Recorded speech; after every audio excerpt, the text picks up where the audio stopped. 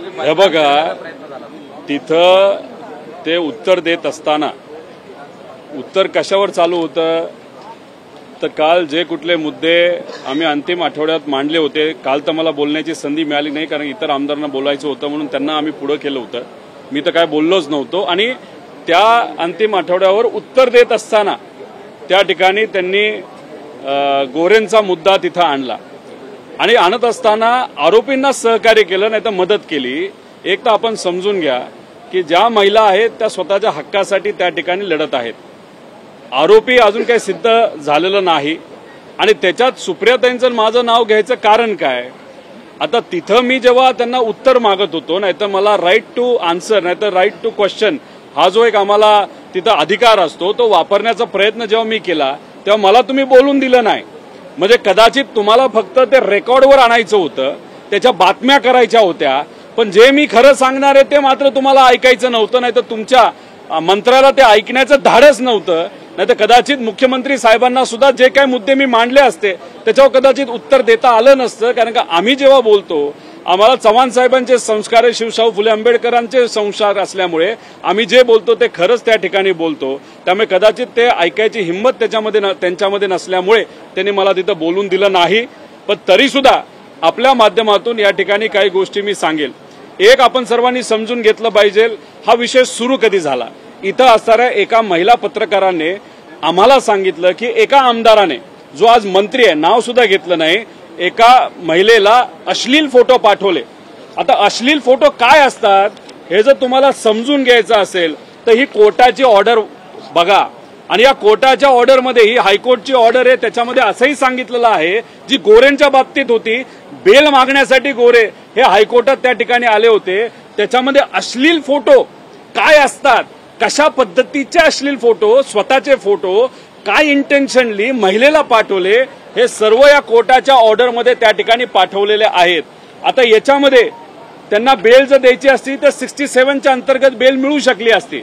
पण तिथं असणाऱ्या महिला जज काय बोलल्या, हे जे प्रकरण आहे, हे जे फोटो तुम्ही एका महिलेला पाठवलेत त्याच्यातून तुमची जी इच्छा होती, त्याच्यातून तुमचं इंटेन्शन काय होतं ते चुकीचं असल्यामुळे 67A ऑफ IT ऍक्ट याच्या अंतर्गत त्या ठिकाणी त्यांची बेल नाकारली गेली. याचा पुरा अभ्यास आपण केला पाहिजे. आता याच्यामध्ये जो देवकर नावाचा PI आहे, 2009ला या गोरेंचे पैसे पोलिसांच्या गाडीमध्ये ट्रान्सपोर्ट केल्याबद्दलची चर्चा, नकारात्मक चर्चा त्या अधिकाऱ्याच्या बाबतीत त्या भागामध्ये तुम्ही तिथे जाऊन कोणालाही विचारा.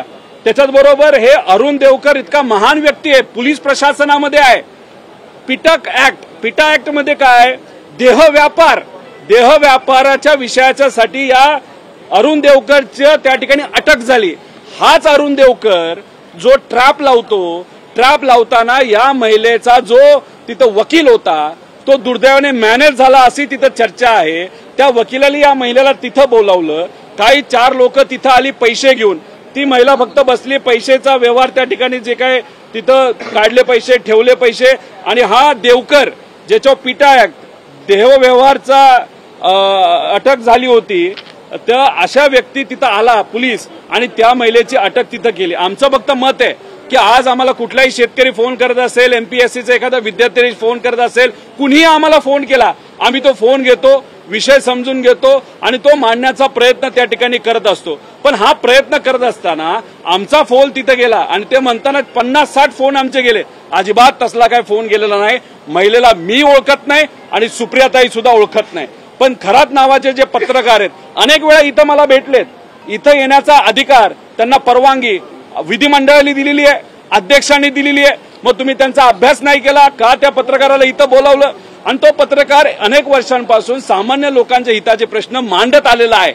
धनगर समाजाचं का असेना, भिसे परिवाराचा असेना, एक SC समाजाचं परिवार ज्यांच्यावर अन्याय झाला त्यांची जमीन मेलेल्या माणसाचं नाव दाखवून खोट्या सह्या करून बळकावली, कुणी गोरेली बळकावली. त्याच्याच बरोबर तिथं जेव्हा कोविडचा काळ होता, मेलेल्या व्यक्तींवर असे अनेक लोकांना 3.5 कोटी रुपये त्यांना जिवंत दाखवून त्यांच्या खोट्या सह्या करून या गोरेंच्या संस्थेने त्या ठिकाणी बाहेर काढलेले आहेत, पैसे खाल्लेले आहेत. तर हे त्या ठिकाणी असताना हा खरा पत्रकार त्यांच्या विरोधात बातम्या करत होता, अनेक इतर विषयांवर तो त्या ठिकाणी बातम्या टाकत होता आणि तो टाकत असताना ती बातमी आमच्याकडे आल्यानंतर तो प्रश्न आम्हाला विचारल्यानंतर आम्ही जर त्याच्यावर सिरियसली एका महिलेवर अन्याय होतो म्हणून जर बोलत असेल आणि आमचंच इन्व्हेस्टिगेशन तुम्ही करणार आहात, आता हक्कभंग असताना ते मंत्री असल्यामुळे तो त्यांचा हक्कभंग तुम्ही स्वीकारता। आज संविधानावर चर्चा आणि आम्ही जेव्हा हक्कभंग आणतो फक्त तो गोरे मंत्री चुकीची माहिती या अधिवेशनामध्ये मांडतो आणि ती कशी चुकीची ही मला सांगायची होती आणि तो हक्कभंग मांडण्याचा मला अधिकार तुम्ही देत नाही आणि तुम्ही आमचं नाव अधिवेशनामध्ये उत्तर देताना देता आणि त्याच्यावर आम्हाला जर बोलायचं असेल तरी आम्हाला तुम्ही बोलून देत नाही। तर आमचं एकच मत आहे की हक्कभंग आमचा जो आणायचा आहे तो तुम्ही आम्हाला आणून द्या आणि जो मोठा घट्टा जो पुराव्याचा आहे गोरेंच्या विरोधात भ्रष्टाचाराच्या बाबतीतला तो जो आमच्याकडे आलेला तो आम्ही मंत्री महोदयांना त्या ठिकाणी पाठवलेला आहे, हा तुम्ही स्वीकारावा आणि तुम्ही बोलत असताना अन्याय ज्याच्यावर होतो त्याला न्याय देण्याची भूमिका तुम्ही करता। तर आमचं मत आहे की भिसे परिवारावर अन्याय झालेला आहे, त्या ठिकाणी देशमुख परिवारावर जो तिथं ज्यांची संस्था होती त्यांच्यावर अन्याय झालेला आहे, तुम्ही गरिबाच्या नावावर मेलेल्या व्यक्तींवर पैसा खाल्लाय, तर अशा विषयाच्या बाबतीत तुम्ही त्या ठिकाणी एन्क्वायरी लावणार का? आमची एन्क्वायरी लावताय त्याच्यावर आम्ही समोर जाऊ, आम्हाला विश्वास आहे आम्ही काय चुकलेलो नाही, पण तुम्ही जर एन्क्वायरी लावणारच असाल आणि या विधिमंडळामध्ये या सरकारमध्ये सगळ्यांना न्याय जर समान असेल तर मग गोरेंची या बाबतीतली भ्रष्टाचाराची एन्क्वायरी ही त्या ठिकाणी झालीच पाहिजे असं आमच्या सगळ्यांचं त्या ठिकाणी मत आहे। सुप्रियाताई या बाबतीत बोलतीलच, मी सुद्धा या बाबतीत अधिवेशनामध्ये संविधानाच्या विषयावर बोलण्याचा प्रयत्न त्या ठिकाणी केला आणि आता तुमच्या माध्यमातून आम्ही इथं बोलत आहोत, आम्ही कुठेही चुकलेलो नाही, फक्त तिथं मंत्री महोदयांना एक बळ मिळावं, अधिकाऱ्यांनी त्यांच्या भागामध्ये जिल्ह्यामध्ये त्यांचं ऐकावं यासाठी मुख्यमंत्र्यांनी आमचं नाव मुद्दामून त्या ठिकाणी केलेलं आहे। तर आमचं मत आहे जे काही सीडीआर तुम्हाला द्यायचे ते द्या, तुम्ही तिथं पेश करा आणि हे करत असताना हायकोर्टमध्ये काय झालं कसं झालं या बाबतीतली सुद्धा चर्चा करण्याची धाडस या लोकांमध्ये असेल तर तुम्ही त्या ठिकाणी सांगावं आणि 1 कोटी रुपये जो तिथं कॅश आणली गेली ही कोणाची होती हे सुद्धा त्या ठिकाणी सांगावं आणि जर त्यांचे कार्यकर्ते बोलतात 20 लोकांनी मिळून आम्ही ही कॅश तिथं आणली तर त्यांना मला सांगायचंय बीजेपीच्याच सरकारली 2 लाखाच्या पुढे कॅश आपल्या घरामध्ये आपण ठेवायची नाही असं सरकारने नियम त्या ठिकाणी आणल्यानंतर आता मात्र तुम्ही 1-1 कोटी रुपये तिथे आणता, मग त्या लोकांवर तुम्ही कारवाई करणार आहात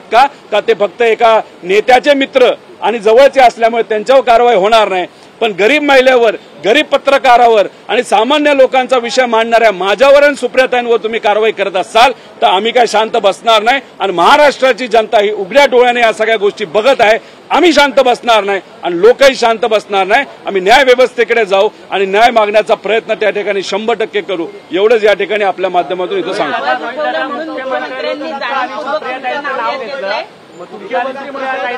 जर तुम्हाला चौकशीला भविष्यात बोलावलं गेलं तर चौकशीला जाणार का तुम्ही? एक तर हक्कभंग त्या ठिकाणी लावला गेला त्याची अजूनपर्यंत मला नोटीस आलेली नाही, मी हक्कभंग लावला तो चर्चेला सुद्धा आणला नाही।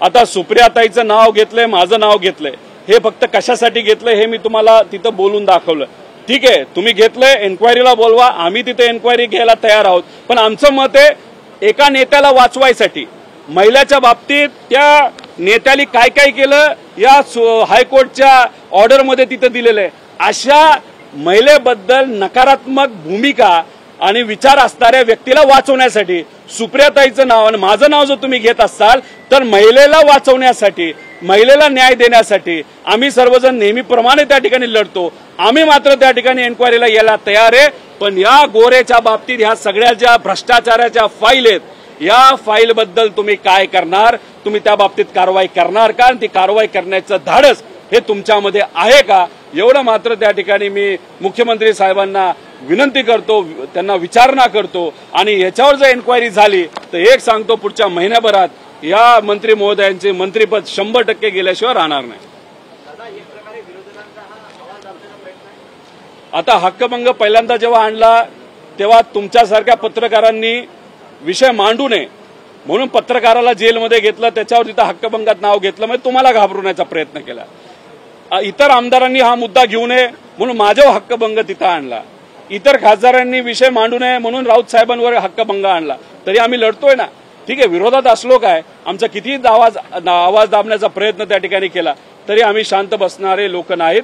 खऱ्या अर्थाने आम्ही तिथं जिजाऊ असतील, पुण्यश्लोक अहिल्यादेवी होळकर असतील, तसंच आपल्या क्रांती ज्योती सावित्रीबाई फुले असतील यांच्या विचाराने कार्य करणारे, महिलांना न्याय देणारे आम्ही सर्वजण लोक आहोत आणि त्यासाठी 100% आम्ही लढत राहू. दौंडमधले प्रकरण पुढे येत आहे. 7 ते 8 महिला म्हणजे स्त्री अर्भक जी आहे ती सापडलेली आहे दौंडमध्ये, एका प्लास्टिकच्या पिशवीमध्ये कचऱ्यामध्ये टाकून देण्यात आली.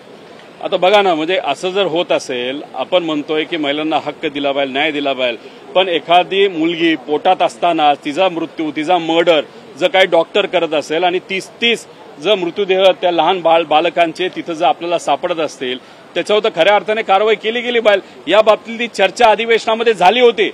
त्याच्यामध्ये त्या डॉक्टरांचं करायचं काय, त्याच्या रूल्स रेग्युलेशन आहेत, पण ते लागू केले जात नाही, निर्बंध नाहीत, लोक घाबरत नाही. आम्ही हा मुद्दा अधिवेशनात मांडला आणि बघा 4 दिवसानंतर दुर्दैवाने ही गोष्ट त्या ठिकाणी पुढे आली. म्हणजे कुठंतरी या सरकारमध्ये फक्त गोल भाषणं करायची, गोल तिथं वक्तव्य करायचे, मात्र जेव्हा प्रशासन योग्य पद्धतीने काम करण्याची वेळ येते तेव्हा तुमचा फुसका बहार त्या ठिकाणी होतो. जसं इन्व्हेस्टिगेशन म्हणजे पोलीसच्या बाबतीत सुद्धा जे नागपूरला घडलं आणि जे इतर ठिकाणी त्या ठिकाणी घडलं, तर त्या बाबतीत आपण जर चावलं नाही ना, इंजेक्शन द्यायचंय का?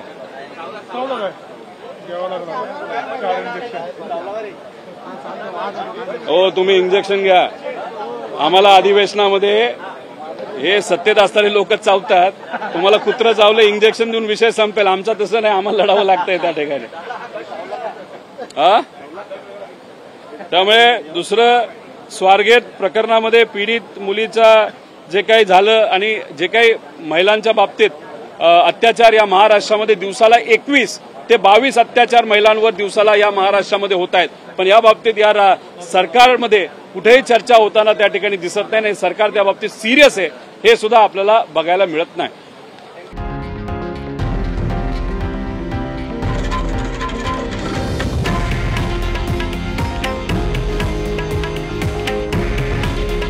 हे आहे देशातील नंबर 1 न्यूज नेटवर्क आणि आपण पाहत आहात TV9 मराठी. काळजी तुमची, हित महाराष्ट्राचं.